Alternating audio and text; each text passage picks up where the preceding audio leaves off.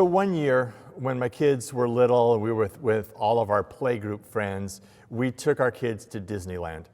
And this was the year that one of our friends' kids crossed the line and in Disneyland's eyes became an adult, which of course means that the ticket is a whole lot more expensive.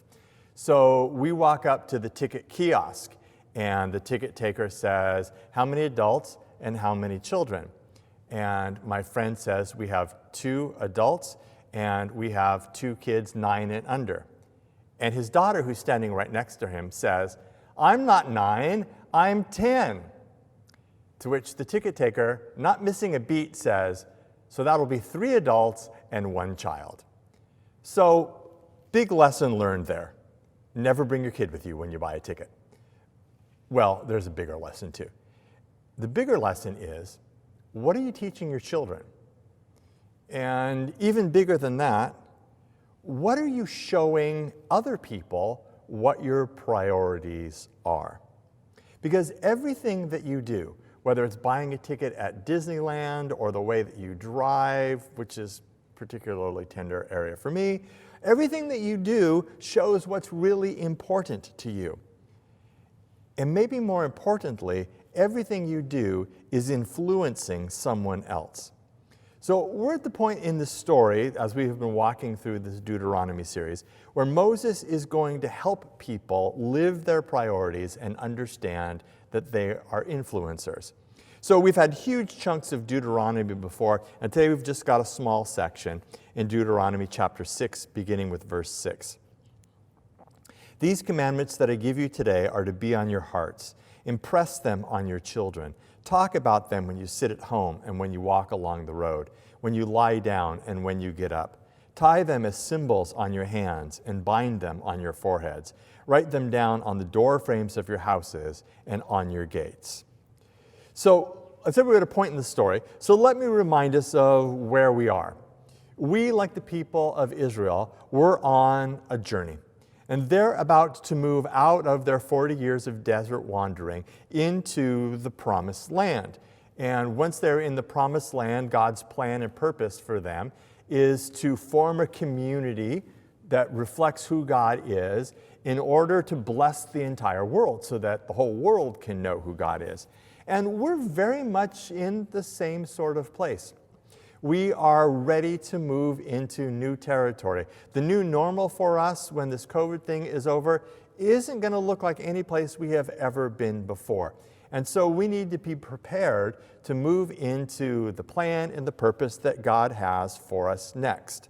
And so before we do that and before Moses does that, what he's going to do is he's going to emphasize the covenant, the relationship between God and his people, and that is the essence of the covenant. God says, I'll be your God, with everything that implies, and you will be my people, with everything that they are learning that implies. And how it's fleshed out is what we've talked about over the last couple weeks. It's in the 10 Commandments, which is not necessarily important as 10 strict things that you must do, as much as it is an understanding that those are the things that form the community of the people of God. This is what we look like. These are the things that characterize us. It's the code of the community. And then last week we talked about the Shema. Hear, O Israel, the Lord our God, the Lord is one. Or as I kind of parsed it out for us, the Lord is our God, the Lord alone.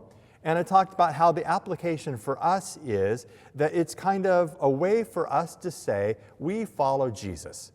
We don't follow anything else, any other person, any other doctrine. We follow Jesus. And I talked about how it was kind of like the Israelite Pledge of Allegiance. And it comes down to us as the opportunity to basically pledge our allegiance to God. And then it goes on to talk about how we lived out that Pledge of Allegiance. The goal is to live it out by loving God with everything from our innermost being to everything we have and everything that we possess, which requires everything from us. And I always stop and ask why. And the reason Moses keeps coming back to, the reason many of us would say that we follow Jesus is because we've found life there. And Moses continually says, if you will keep this covenant, if you will stay with this community and follow God, it will go well with you. And he doesn't mean like everything will be perfect. That's not what he's promised. What he's promising is that God will always be present and you will always have God with you. So essentially what Moses is saying is, as we're getting ready to move into this new territory, I'm going to believe that you really sincerely want to do this, that you really want to pledge your allegiance to God, for us, to Jesus. So let me set you up for success, Moses says, in essence. There are two things that you need to do. One is that you need to recognize that you're an influencer. And two, that you need to remember that you have to remember to remember. Because if you forget to remember, you will forget and lose your bearings. So Moses begins with, these commandments I give you. What does he mean? He means the 10 commandments, actively creating that community. He means loving God. But for our purposes, I think what we can read that as is, what do we need to do to live a life that is fully devoted to following Jesus? What does it look like if we are going to be wholly devoted and pledge our allegiance to Jesus? And Moses tells us how all-encompassing it is, because he says, you have to take this idea of following Jesus, and it has to be on your hearts. You have to tell your children about it. You need to focus on loving Jesus in your home. You need to make it a part of conversation with your friends. You need to end and start the day with Jesus. You need to carry reminders with you that will help you be a follower of Jesus. And you need to put reminders out where you will pass by them in order to be reminded. So note, though, that all of these are things that we have to do. These are not things that God does for us. These are action steps that we have to take in response to what God has done for us. And it's really easy to look at, like millennials or something like that and say, man, they're just flaky. They don't ever, finish what they say they're going to do. But I think most of us could be indicted by that. We just need to take responsibility and do what we say is important. And that's why there's all these steps for us. We have to take responsibility. If I've pledged allegiance to Jesus and to Jesus alone, I have to take responsibility for following through on that. I have to do something. And it always starts with us. It never starts with what other people need to do. It never starts with us addressing other people's shortcomings or sins. It always begins with us taking care of our hearts. It has to start with us. We have to be willing to internalize this relationship with Jesus in our hearts. It doesn't mean we have to be perfect, but it has to mean that we have to try.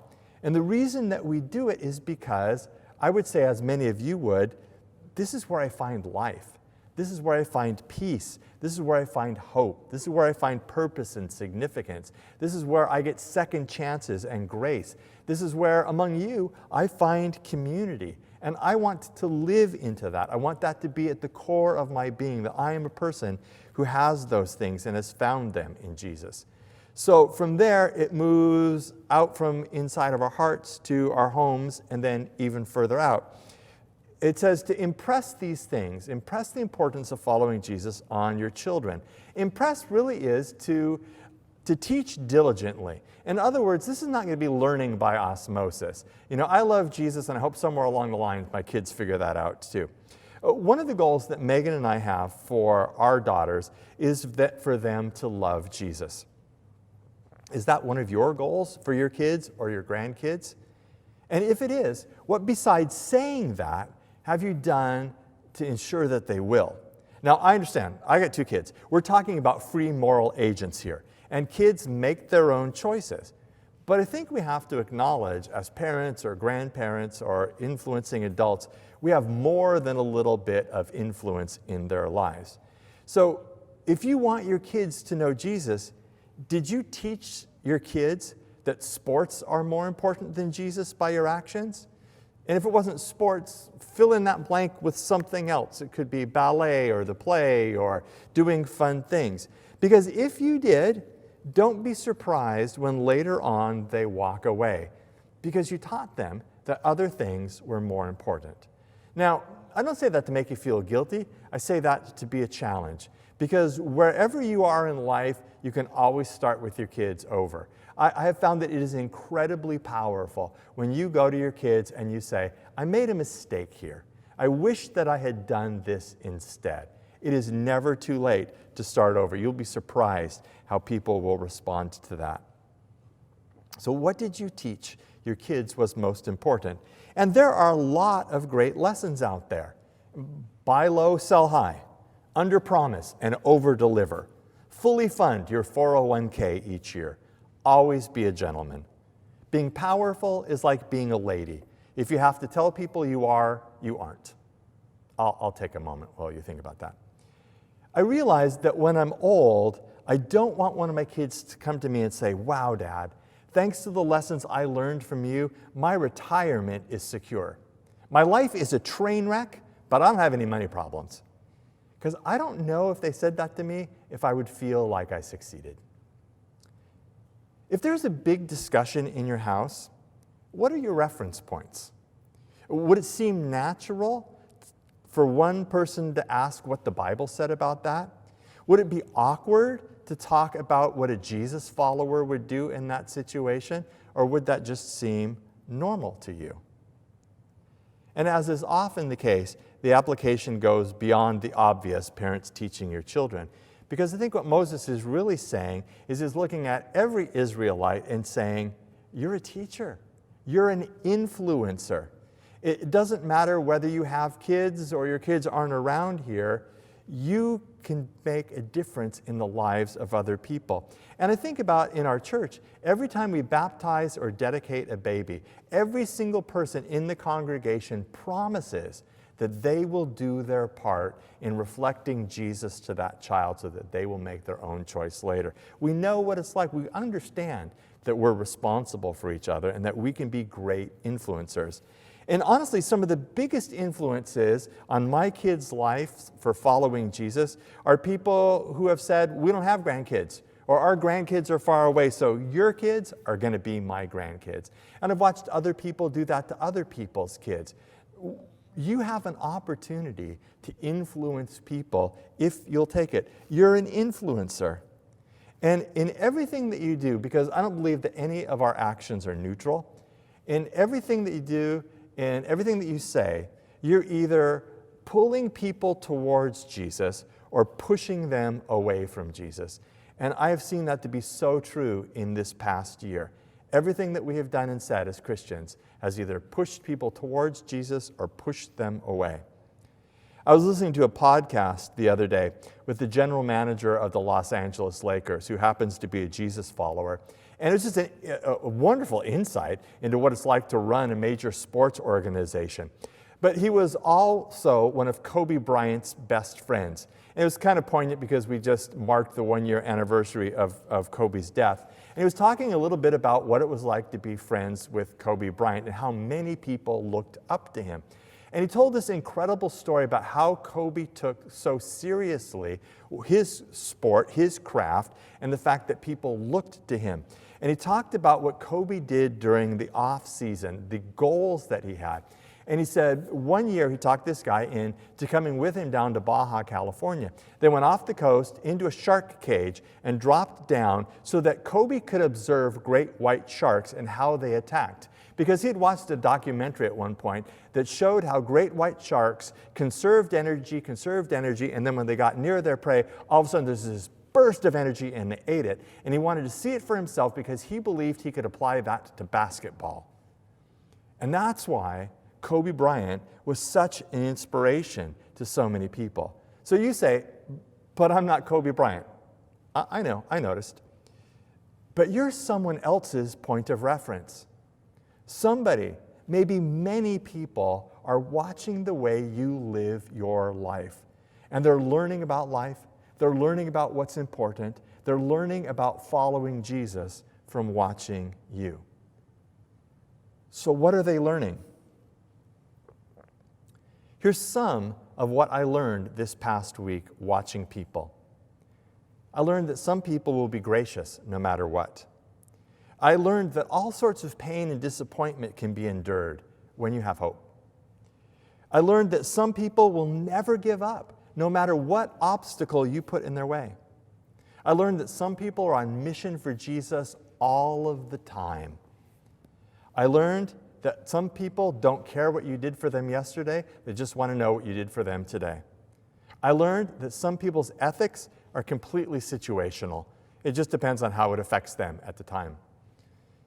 I learned that you can be a lifelong learner, no matter how old you get. I learned that you can believe the best in people, and you're better off if you do. I learned that you don't need to sweat the petty stuff. I learned that not every hill is worth dying on. I learned that while we get called to community, it's really easy to just care about how things affect me. I learned that some people find God in the craziest places and in the craziest circumstances, probably because they're looking for him. And I learned that there's a reason that Jesus came filled with grace and truth, because if you only have one, you are on a slippery slope. That's what I learned this last week watching people. What have you learned from people lately? And what do you hope people have learned from watching you? Sometimes we need to be reminded to think like that, don't we? You're an influencer. And in order to influence people towards Jesus, you might need to change the way that you do things. And in order to change the way that we live, we need to remember. And so in verse 7, Moses says, talk about them, the commandments. When you lie down and when you get up, tie them as symbols on your hands and bind them on your foreheads. This really is talking about behavior change, which will require new habits. How do you start a new habit? Well, there's actually a whole science out there about forming habits, which I'm not qualified to discuss, so let me boil it down to this. Just keep doing the thing that you want to do. Figure out the habit that you want, the behavior that you want to have new in your life, and just keep doing it. Remind yourself, get some accountability, make it difficult not to, because anything that's worthwhile, anything that is important to us is going to require action and investment of time and energy over and over again. Whether it's your fantasy football team, or polishing your resume, or picking up a new skill, or maybe making a new complicated recipe, or learning how to do a cack-handed snap tea. Anything worthwhile is going to take repetition until you get it and it becomes a habit. And so Moses says, if you're going to develop some new habits, why don't we start at the beginning and the end of the day? I mean, this is generally too cute for me, but it has really stuck with me. One person said to me one time that there's an enormous difference between, good Lord, it's morning, and good morning, Lord. See the point? I mean, one is, oh, and the other is, God, I want to be available to you this day. Now, there are times in my day where I have plenty of time and I am more than willing to sit and meditate. First thing in the morning is not one of those times. When I get up in the morning, I generally have one or two things that I have on my mind, but I have enough time to go, good morning, Lord. I just want to lay my day before you. What a great habit to get into. What's the one thing that you could do when you open up your eyes to kind of set you up for success about following Jesus and seeing God's presence that day? And then at the end of the day, I want to take a moment of reflection. I want to think through the highlights of the day. What worked, what didn't work, where did you see God, what mistakes did you make? And then thank God for his blessings during the day and ask him to forgive the dumb stuff that you did, and with a clean conscience, go to sleep. Begin and end the day, develop those habits, and those are relatively easy. Then he goes on to say, verse 8, tie them as symbols on your hands and bind them on their foreheads. The Jews took this seriously. You can still see it today. They're called tefillin, or we call them phylacteries, where the box on the head tied with leather straps are wrapped around the arms. They literally have bound God's word to themselves. And then verse 9, write them on the door frames of your house and put them on your gates. Those are mezuzot, which you have seen if you've ever entered into an observant Jewish household. It looks like a Torah scroll that's generally tilted towards in, and they will kiss it and touch it as they go in. It's a reminder that they belong to God, and they're signposts for them. So what if you literally put up signposts around your life? And what do we call signposts today? Post-it notes. Well, what if you just took Post-it notes and Put a Post-it note with a scripture verse. Put a Post-it note that says, I belong to God today, or whatever would be helpful to you to remind you. What if you put that on the mirror where you shave or where you do your makeup? What if you took a Post-it note and put it on the center of the steering wheel, drive like Jesus, something like that. That would be a big one for me. Where do you go? What places do you pass where you could write yourself a note to remember? And maybe a really good memory jogger would be to learn some scriptures. So what if you committed a couple of verses to memory so that you could recall those that would help you to remember who you are and what God's plan and purpose is for your life? Something like Ephesians 3:16. I pray that out of his glorious riches he may strengthen you with power through his Spirit in your inner being, so that Christ may dwell in your hearts through faith. And I pray that you, being rooted and established in love, may have power, together with all the Lord's people, to grasp how wide and long and how deep and high is the love of Christ, and to know this love that surpasses knowledge, that you might be filled to the measure of all the fullness of God. I mean, how much will that help you understand who you are if you grasp God's love for you? Or how about Philippians chapter 4, verse 8? Finally, brothers and sisters, whatever is true, whatever is noble, whatever is right, whatever is pure, whatever is lovely, whatever is admirable, if anything is excellent or praiseworthy, think about such things. What a great reminder of who you are and what you're supposed to be about. Or a verse that I learned in high school, because the more verses I learned, the cheaper summer camp was for me. Consider it all joy, brothers and sisters, when you encounter various trials, knowing that the testing of your faith produces endurance. And let endurance have its perfect result, that you might be perfect and complete, lacking in nothing. How many times this year do you think I called that verse to mind? Consider it all joy, consider it all joy, consider it all joy. And then a couple of things that I think would be really good for all of us this year. Make a habit of being an encourager. Almost anyone can come up with the downside of something. It is a real gift to remember the gift of encouragement. Now, some of us are naturally optimists, some of us are naturally pessimists. Some see the glasses half full, others half empty, some there's no water in there at all. And so if you are one of those glasses half full people, or ain't no water in the glass people, this is a wonderful way for you to change that death spiral before it gets started. Because you can encourage yourself, and one of the ways that you can do that is you can remind yourself of how many things you have to be thankful for. You can just stop and count your blessings and be encouraged by that. The other is kind of a parallel to that. Be a hope bringer. There's nothing that people need more this year than to be reminded that there is hope, that things will change, things will get better, and that God is still faithful through all of that. And then all of this really comes as response to what God has done for us and the covenant that he calls us to. The covenant that he will be our God, we will be his people, that he will help us to engage in his plan and his purpose. And so we need to get our priorities straight so we're ready to move into that new territory.